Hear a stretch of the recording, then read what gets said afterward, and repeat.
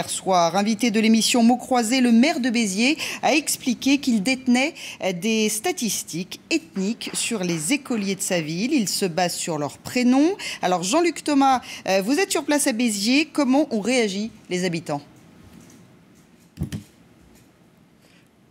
Eh bien écoutez, ici nous sommes devant l'école Jean Jaurès, peut-être un symbole. Et tout à l'heure nous étions à midi lorsque les parents attendaient que les enfants de l'école primaire sortent tout simplement.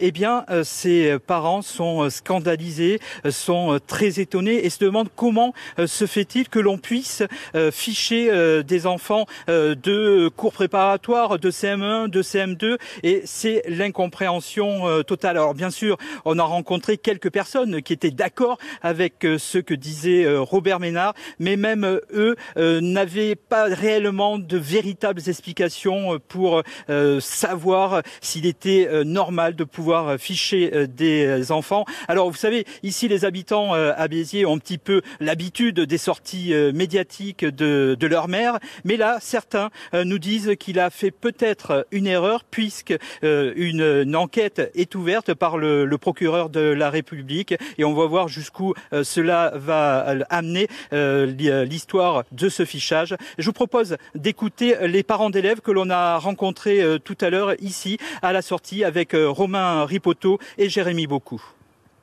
Les enfants ne doivent pas avoir de fichage parce que les enfants c'est des enfants et ils ont tout l'avenir devant eux et il ne faut pas les ficher. En fait, il est en train de faire un catalogage des musulmans.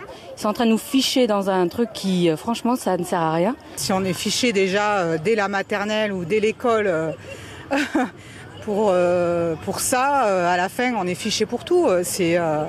Elle est où la liberté et d'expression et c'est pas de la laïcité, c'est pas possible. Déduire par rapport au prénom, je trouve ça très aléatoire, tout simplement. Dernière précision, une mobilisation est en train de voir le jour ici à Béziers. À la fois les parents d'élèves, les associations de parents d'élèves, mais aussi les professeurs essayent de voir comment ils peuvent réagir face à ce fichage voulu par Robert Ménard.